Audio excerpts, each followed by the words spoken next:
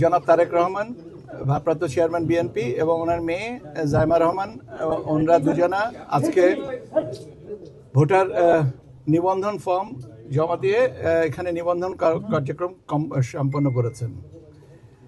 Voter তালিকা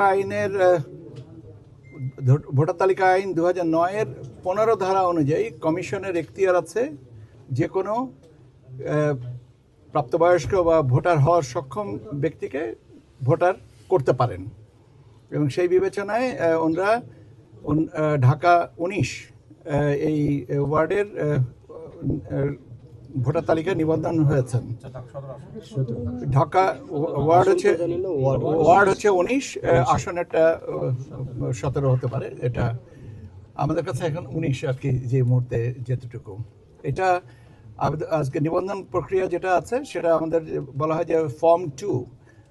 ওই form fill up করে ওনাদের ছবি তুলেছেন, বায়োমেট্রিক্স দিয়েছেন, এবং দিয়ে ওনারা আবেদন করেছেন যে ওনাদেরকে যেন ভোটার তালিকায় অন্তর্ভুক্ত করা হয়। এখন আগামীকাল কমিশনে এটা পেশ করা হবে।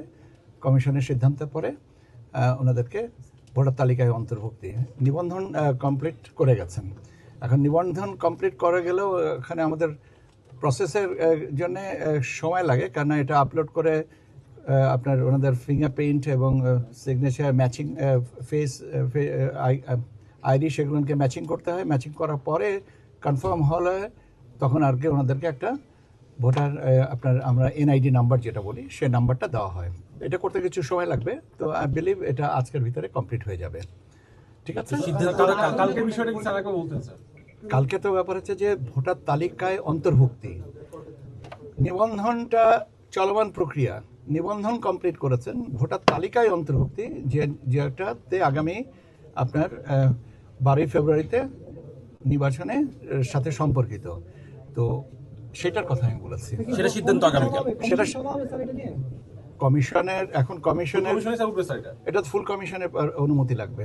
সেক্ষেত্রে কালকে কি সম্পন্ন হবে, যেহেতু সোমবার হচ্ছে শেষ দিন মনোনয়নপত্র জমা দেওয়ার? আমাকে বলার সুযোগটা তো দিবেন। কমিশন তো আছেন সবাই এখানে। কমিশনের কালকে কমিশন, আপনারা জানেন কমিশনের সিদ্ধান্ত, কমিশনের অনুমতি দুভাবে পাওয়া যায়। একটা হচ্ছে আনুষ্ঠানিক সভা করে, আর একটা হচ্ছে নথির মাধ্যমে। এখন কমিশন যে পদ্ধতিতে অনুমোদন করবেন সেটা আমরা নথি উপস্থাপন করব নিষ্পত্তির জন্য। কমিশন যদি বলেন যে সভা করবেন তাহলে সভা করবেন, আর যদি মনে যে নিশ্চিত প্রক্রিয়াজাত করে দিবেন, এটা তো কমিশনের এখতিয়ার। আমার দায়িত্বটা হচ্ছে কমিশন পর্যন্ত পৌঁছানো, এটা আগামীকালকে করবো।